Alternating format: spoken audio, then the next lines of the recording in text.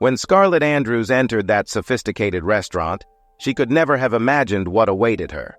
Well-dressed, with the bearing of someone who belongs to the elite of New York, she felt the weight of approving glances that always accompanied her. But within minutes, those same glances transformed into sharp knives of judgment, cutting through her dignity mercilessly. Humiliated, expelled, and cast aside, Scarlett would face a moment that would change her life forever. And what she didn't know was that, in the shadows of society, someone unexpected was watching her, ready to intervene in a way that no one could predict.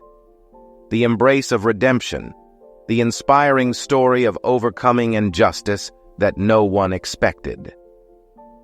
Scarlett Andrews was used to being the center of attention wherever she went.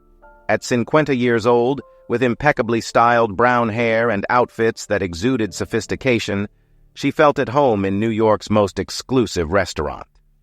That night was supposed to be like any other, a pause in her busy routine to savor a refined dinner.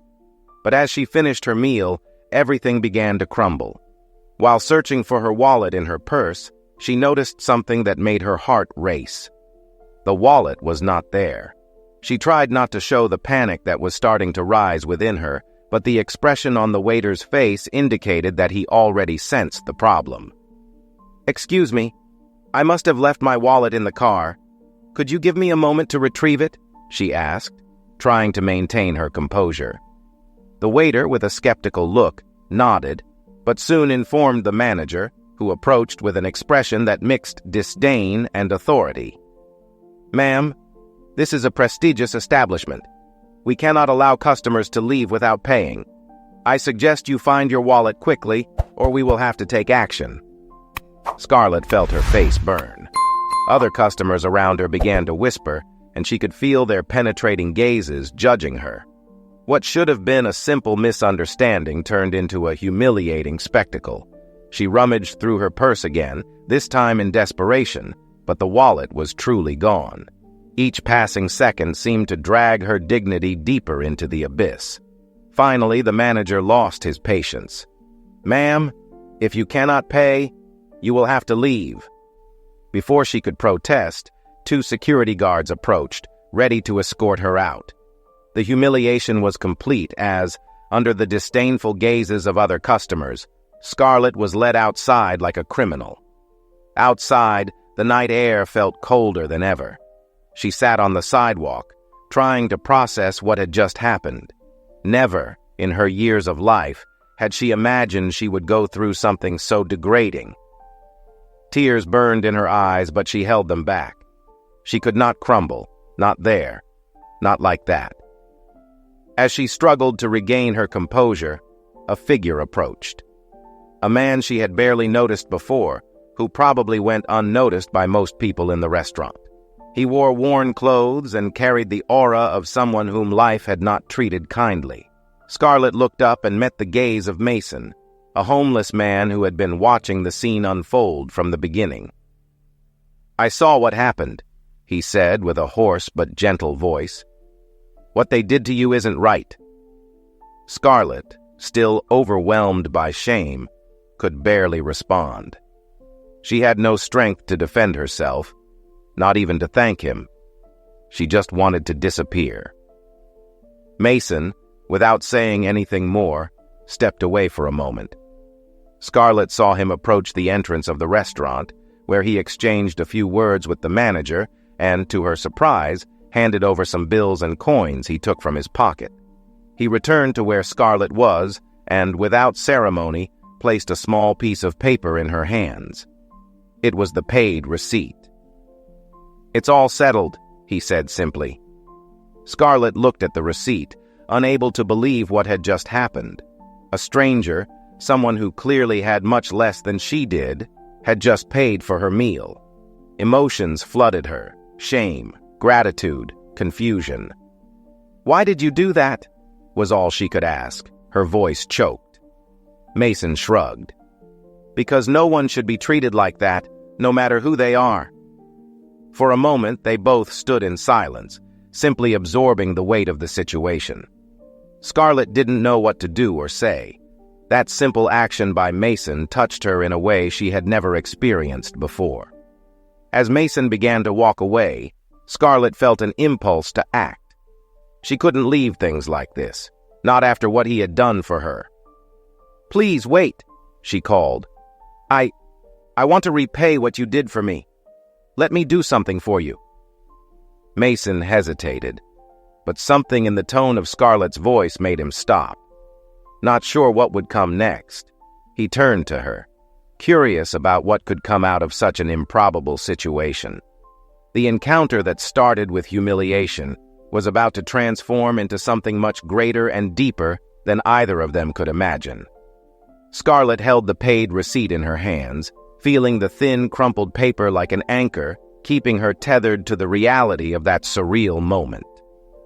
Mason, the homeless man who had just saved her from an even greater humiliation, stood before her, watching her with an expression that mixed curiosity and weariness. She took a deep breath, trying to find the right words, but all she could feel was immense gratitude mixed with deep shame.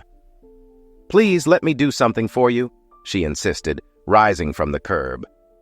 "I really don't know how to thank you for what you did for me." Mason hesitated, his eyes scanning the ground as if he were trying to decide whether to accept the offer or not. He wasn't used to receiving anything from others, let alone from someone like Scarlett, who clearly came from a world so different from his. But something in the sincerity of her voice made him relent. "You don't need to do anything. I just did what any decent person would do," he replied, with a slight shrug as if trying to downplay his gesture. But for Scarlett, that simple act represented much more than he could imagine. She stepped a little closer, feeling the need to understand better who this man was, who, in a society that ignored him, chose to help her. "Can I at least invite you for a coffee? Please, it's the least I can do." Mason raised his gaze, surprised by the invitation. It was uncommon for someone to offer to spend time with him, especially a woman as distinguished as Scarlett. He could have declined, but something in the way she looked at him, perhaps a vulnerability reflecting his own, made him reconsider. With an almost imperceptible sigh, he nodded.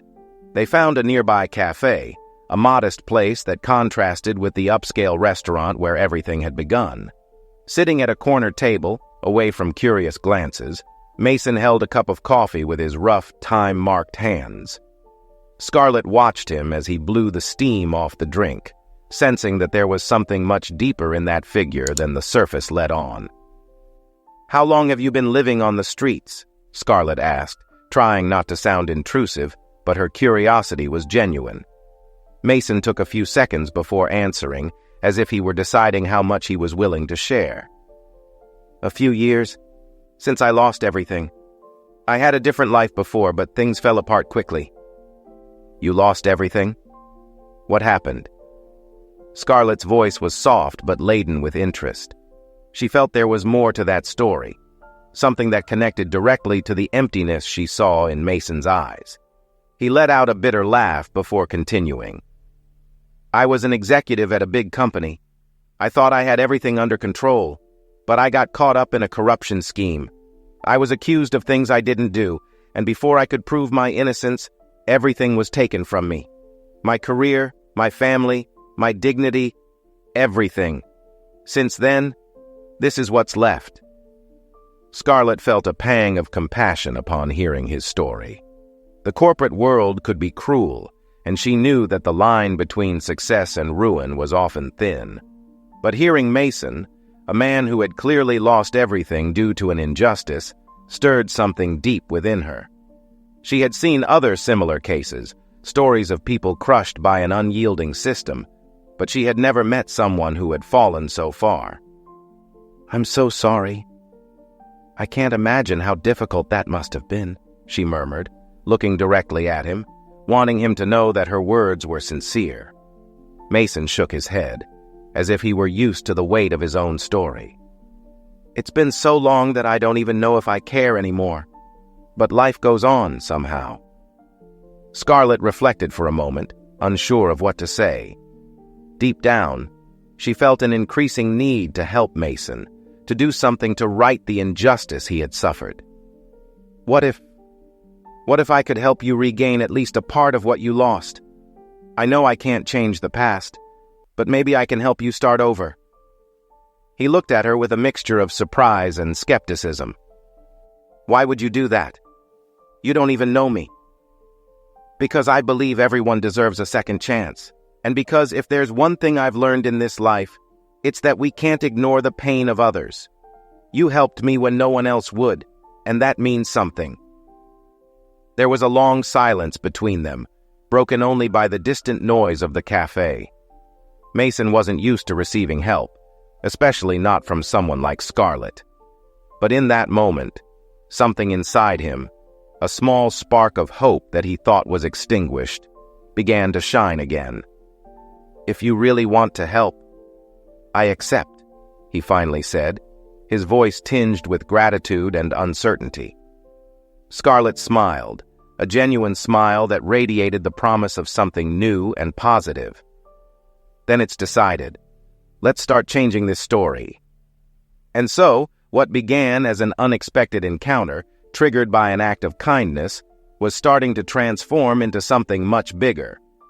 Scarlett and Mason, two strangers united by unusual circumstances, were about to embark on a journey that would change not only their lives, but also the way they saw the world and themselves.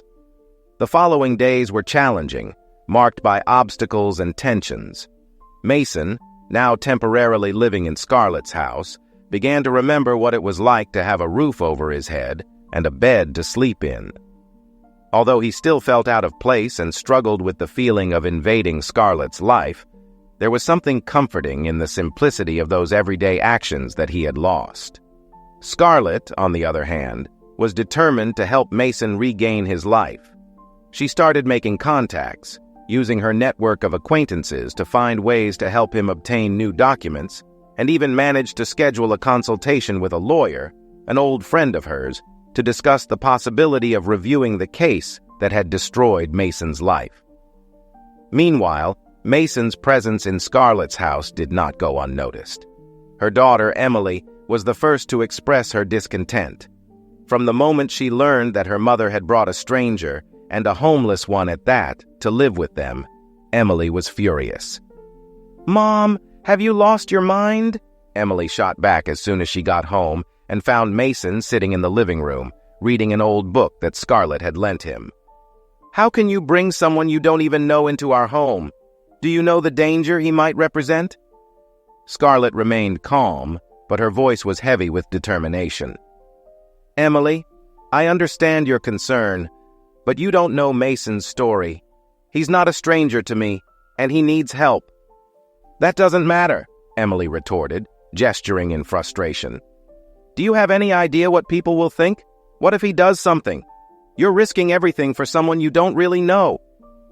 Mason, who had been silent until then, stood up to leave the room, clearly uncomfortable with the discussion. "I can go, Scarlett. I don't want to cause problems between you and your daughter." "No," Scarlett said firmly, placing her hand on Mason's arm to stop him from leaving. "You're staying," Emily huffed, incredulous. "This is madness, Mom. If you insist on this, you're going to regret it. I'm just trying to protect you." "I know you are," Scarlett replied in a gentle yet resolute tone. "But I'm also trying to do what's right. And sometimes what's right isn't what seems the safest." Emily shook her head, clearly frustrated, and left the room without saying anything more. The silence that followed was heavy, but Scarlett knew she had made the right choice. She looked at Mason, who seemed more uncomfortable than ever. "I'm sorry about that," she said, trying to ease the tension.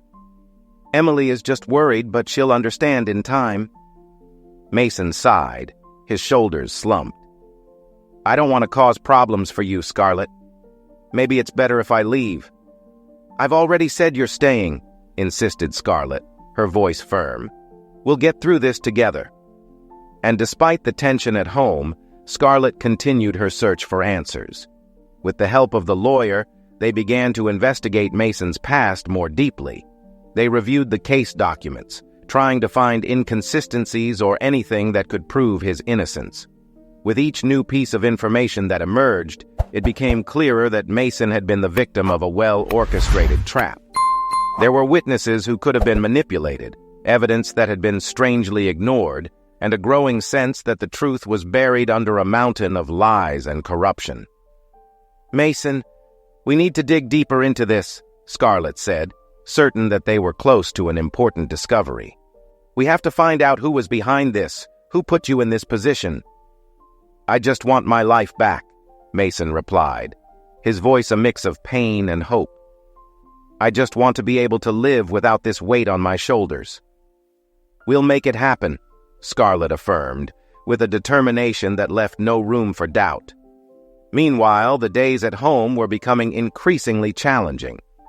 Emily continued to oppose Mason's presence, and Scarlett felt the pressure of balancing her desire to help with the need to maintain family harmony. But she was determined to move forward, even if it meant facing even more obstacles. The fight for justice was just beginning, and both Scarlett and Mason knew that the path would be long and full of challenges. But together, they were determined to expose the truth and, perhaps, find redemption in the process. What started as a simple act of kindness was transforming into a battle against injustice, a battle that Scarlett was willing to face head-on, alongside Mason, no matter what lay ahead. With each new clue that emerged, Scarlett and Mason delved deeper into the investigation, desperately seeking a way to clear his name. The nights were long, filled with conversations, document reviews, and reflections on what could have been done differently to avoid the tragedy that shattered Mason's life. One of those nights, sitting at the kitchen table surrounded by a pile of papers, Scarlett examined an old report. Her eyes locked onto a detail that had gone unnoticed until then. "Mason, look at this," she said, pushing the paper toward him. Mason took the document and read it carefully. "This doesn't make sense. This witness, I remember that name. He had nothing to do with what happened. How could he testify against me?" "Exactly," Scarlett agreed. "It seems like he was forced to say something that wasn't true. We have to find him and discover what really happened." The two decided to locate this witness, a man who, according to the records, had moved to a small town a few hours away. The trip was a risky bet, but they both knew they had no other option. This could be the key to reversing the cruel fate that had been imposed on Mason. Scarlett drove, while Mason sat in silence in the passenger seat, lost in thought. The landscapes passed by the window, but he hardly noticed them. In his mind, he replayed every moment of that tragedy that had destroyed his life, questioning where he had gone wrong, why no one had supported him, why justice had been so blind. "Are you okay?" Scarlett asked, noticing the heavy look on Mason's face. He turned to her as if he had been awakened from a trance. "I'm just thinking about how everything could have been different. If I had made a different choice, if I had reacted differently, maybe we wouldn't be here now." Scarlett understood the weight of the guilt he carried. "We can't change the past, Mason, but we can fight to correct the present. And that's what we're doing." "I know," he replied, letting out a deep sigh. "But sometimes, it's hard not to think about how everything was taken from me, about how the people I trusted betrayed me." "Let's bring the truth to light," Scarlett said, with a firmness she felt growing in her every day. "No one else will do this for you, but together, we can." When they finally arrived in the small town, both felt like strangers in a place where time seemed to have stood still. The streets were quiet, almost deserted, and the houses had an air of abandonment, as if they were trapped in a distant era. They found the witness's house, a simple, weathered structure by the side of a dirt road. Mason hesitated before knocking on the door, his hands trembling. Anxiety surged within him, a mix of fear and hope. What if the man refused to speak? What if he was somehow more deeply involved in the plot that ruined him? The door was opened by a middle-aged man, his expression wary as if he wasn't used to receiving visitors. "Can I help?" he asked, his voice laced with suspicion. "My name is Mason," he began, swallowing hard before continuing. "I think you testified in my case a few years ago. I was accused of something I didn't commit, and I'm here to find out the truth." The man fell silent for a long moment, his eyes assessing Mason and Scarlett as if trying to decide whether they were a threat or not. Finally, he stepped back, opening the door a bit wider. "Come in," he said, his voice still hesitant. Sitting in the dark, dimly lit living room, Scarlett watched as Mason tried to persuade the man to speak. He appeared reluctant, as if afraid to reveal something he had kept secret for too long. "Look, it wasn't my choice," the man began to say, his voice low and tense. "I didn't want to do this, but they forced me. They said if I didn't testify against you, my family would be in danger. I had no choice." The man's words fell like a stone in Mason's stomach. The confirmation that he had been betrayed, that everything had been a setup, was both a relief and a new pain. "Who are they? Who forced you to do this?" Mason asked, trying to keep calm. "I never knew exactly who was behind this. I just received orders from a man who identified himself as an intermediary. But I remember something. He mentioned that this was coming from someone with a lot of power, someone who wanted to see you out of the way, Mason. I don't know more than that, but I can tell you one thing. You were the target of a much bigger plot than you realize." Scarlett felt a chill at hearing that. They were dealing with something more complex and dangerous than they had anticipated. "Mason, this confirms that you were the victim of a conspiracy. Now we need to figure out who was behind it all." Mason nodded, still processing the information. "Can you help us remember more details? Anything could be useful." The man agreed, visibly relieved to finally lift that weight off his shoulders. As he spoke, Scarlett took mental notes, already plotting the next steps. Now they had a clear direction, but they knew it wouldn't be easy. The truth was emerging, but the fight was just beginning. When they left the house, Scarlett and Mason exchanged glances, both feeling the weight of what they were facing. "This isn't going to be easy," she said with renewed determination. "But now we know we're on the right track." "I won't stop until I clear my name," Mason replied, his voice firm, "no matter what happens." Scarlett knew the journey would be tough, but looking at Mason, she felt she was beside someone who, despite everything, still had incredible strength within him. Together, they would face any obstacle that arose because now there was much more at stake than just the truth. From that moment on, there was no turning back. And as they moved forward, the tension between them, the quest for justice and the shadows of the past, only grew. But one thing was certain: the truth would come to light, and when it did, nothing would ever be the same. The return home was silent. Mason and Scarlett were lost in thought, each processing the revelations from the conversation with the witness.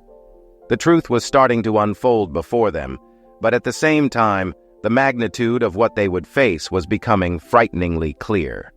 In the days that followed, Scarlett dedicated herself to gathering all possible information, while Mason, though more determined than ever, felt the weight of the past pressing down on him.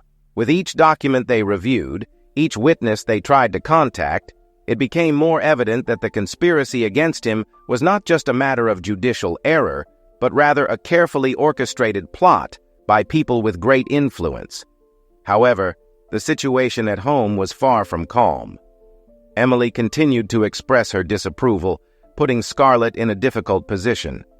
The tension between mother and daughter was palpable, and Mason's presence, while never openly contested by Scarlett, seemed to be the central point of that disagreement.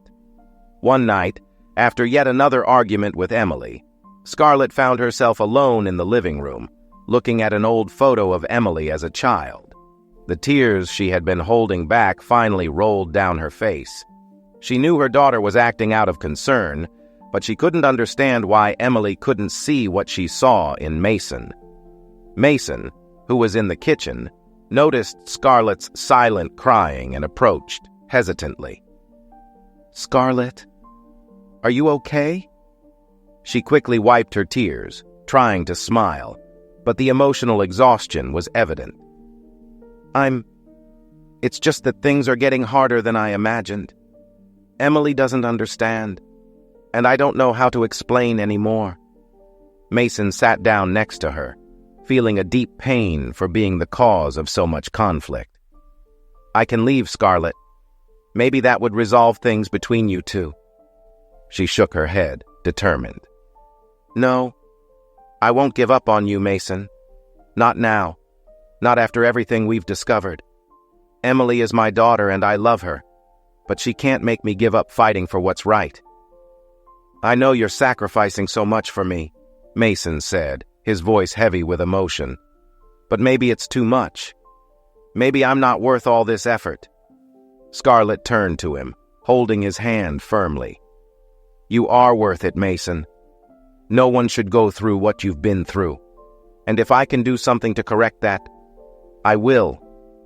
It's not just about you. It's about what is right. And I will keep going, with or without Emily's approval." Mason tried to smile, but there was a sadness underlying his eyes. "I just wish I could repay you somehow."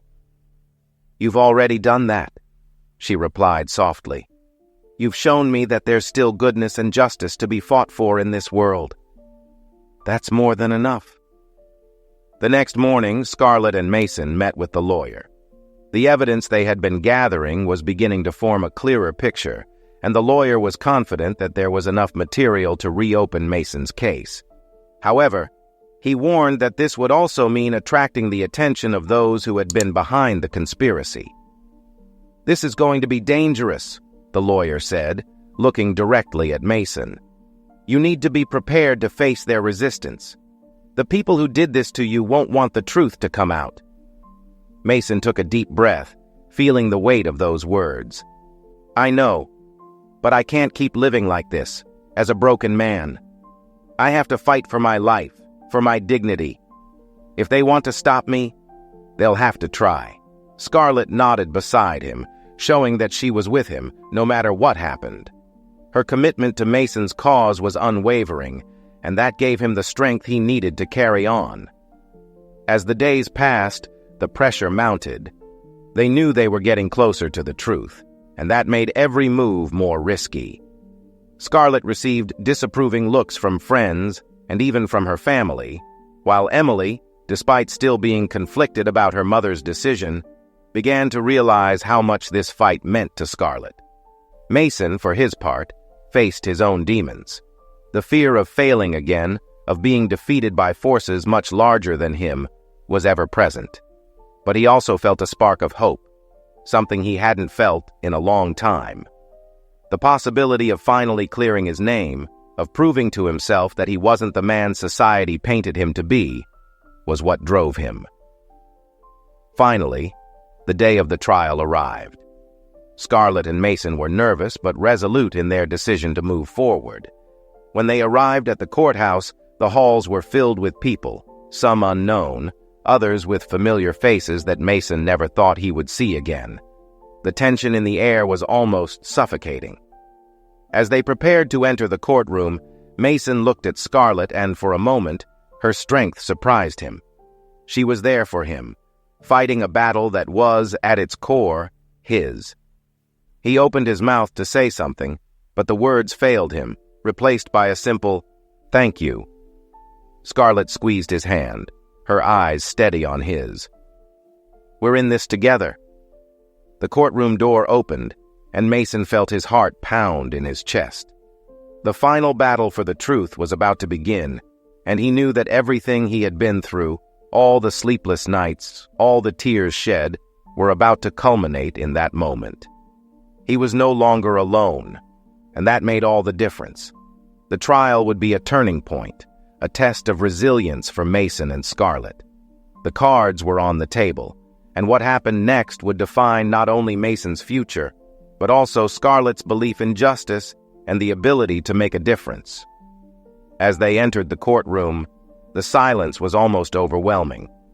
Mason felt the weight of every gaze upon him, as if the past were about to collide with the present. Scarlett walked beside him, maintaining a firm posture, although her heart was beating just as fast as Mason's. The lawyer awaited them near the bench, reviewing the final details before facing what could be the decisive moment in their lives.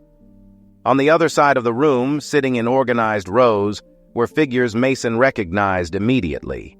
Former colleagues, people who had testified against him, now staring at him with blank expressions, as if he were still the guilty man they had helped destroy. The tension in the air was almost palpable, and Mason knew this would be the final test, where his innocence would finally be proven, or his life completely destroyed. The hearing began, and the prosecutor presented the case as if revisiting an old plot, highlighting the evidence that had condemned Mason years ago. But when it was the defense's turn, Mason's lawyer challenged each assertion, dismantling the lies one by one, with a precision that seemed to disarm everyone in the room. Mason watched with nerves on edge, but also with a spark of hope that reignited with each moment. When the witness they had found was called to the stand, the silence was broken by a collective gasp. That man, who had been manipulated and forced to lie, was now there, ready to correct the wrong.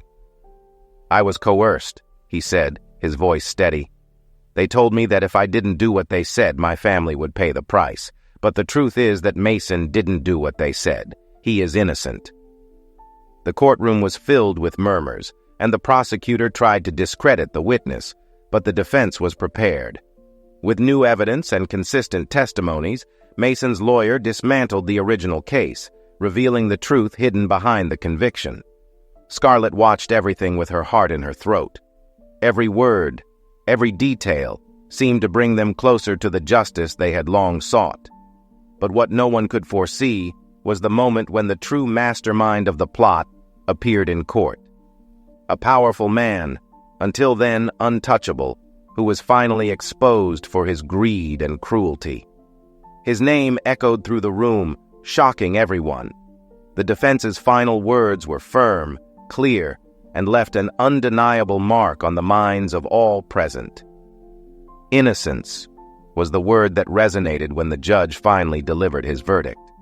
Mason, who had been maintaining a rigid posture as if preparing for the worst, nearly crumbled with relief. Scarlett held his hand tightly, tears of relief streaming down her face. The nightmare was finally over. After the hearing, the feeling of justice finally served brought a mix of emotions for both. However, the struggle had not been in vain. Mason, exonerated, felt the weight of the chains that had imprisoned him being torn away one by one. He looked at Scarlett, still trying to process everything that had happened, and knew he could never fully express his gratitude. Outside the courthouse, as the afternoon faded and the sky took on shades of orange and pink, Emily appeared. Her eyes were watery, and she approached Mason and Scarlett with hesitant steps. Without saying a word, Emily hugged her mother tightly, and then, in a gesture that surprised Mason, she enveloped him in a silent embrace. "I'm sorry," she whispered. "I was wrong." Mason, emotional, simply shook his head. "Thank you, Emily." The future of everyone was still uncertain, but now there was hope, a new chance to rebuild, to find a different path based on trust, respect, and the certainty that the worst was behind them.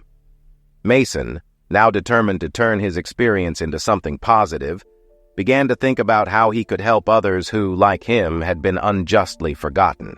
Together, Scarlett, Mason, and Emily began to forge a new path. The restaurant where it all began, now a distant point in the past, had become a symbol of a new beginning. From a small act of kindness, something grand had emerged, the chance to start over, to rebuild, and finally, to live without the weight of the past. What began with humiliation transformed into a story of redemption, justice, and the immeasurable strength of second chances. We hope you enjoyed this narrative. Please leave your like and subscribe to the channel so you don't miss more emotional stories that touch the soul. Share your ideas and experiences in the comments. We would love to know what you think. Thanks and critiques are also welcome. See you in the next emotional video. Until then.